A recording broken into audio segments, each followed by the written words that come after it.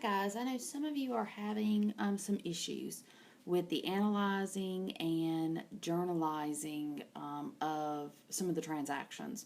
So what I wanted to do real quick is I wanted to give you what some keywords that you're going to see actually mean. So when we look at certain words like owner's investment, what we're going to find with owner's investment is that this is going to be part of that capital account. So if you see owner investment, or if you see the owner put money into the business, anything like that, that is going to be the capital account. So that's what that means.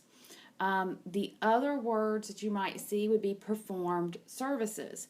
If you ever see performed services, I want you to immediately think about revenue.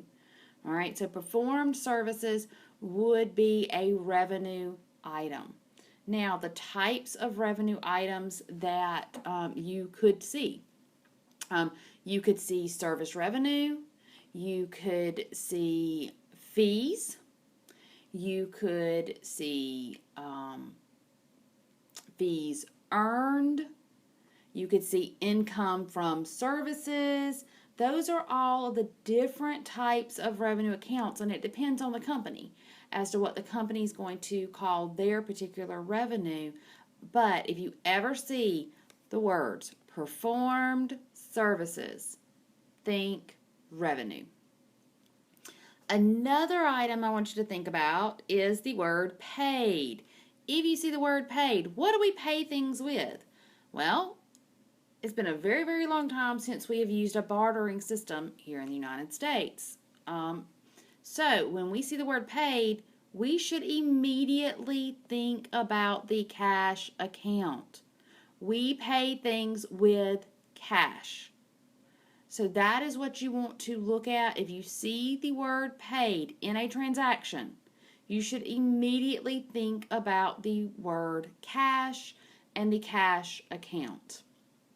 Other words you might see would be signed a note. If you see something like signed a note, this means that you have borrowed money. When we borrow money, it would be a payable item. So it could be an accounts payable, a mortgage payable, a note payable. Whenever you see that word, so this is another key word right here, this payable word is a key word, and what that means is that it is a liability. So if you ever see the word payable, know that is a liability, that is a debt that is owed. So that's another one. Other keywords that you're going to see, and these are important keywords. If you see the word on account, or if you see on credit, these two items mean the same thing. And so what you're going to look at, if you see either of these two items, on account or on credit, I need you to immediately think about accounts payable or accounts receivable.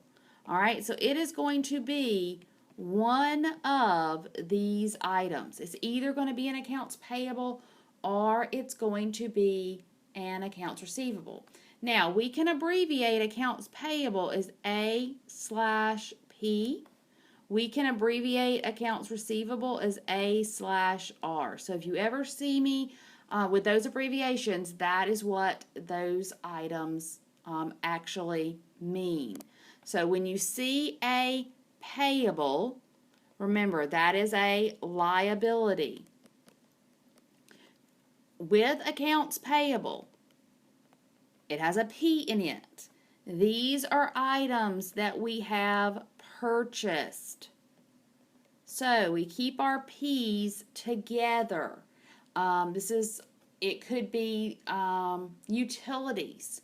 It could be equipment. It could be our rent. These are items that we're going to purchase. So our purchases stay with our payables. Our P's stay together. When you see the word receivable, I need you to remember that that is going to be an asset. That is something that somebody owes us. All right? So, with an accounts receivable, receivables go with revenues.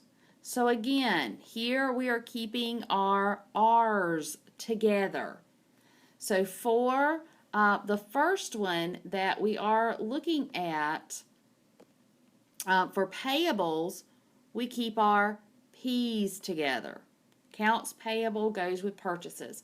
For our receivables, we keep our R's together. Receivable goes with revenue. So hopefully these key words are going to help you when it comes time to actually journalizing your transactions. And you're going to be using these key words all the way through Accounting 101 as well as Accounting 102.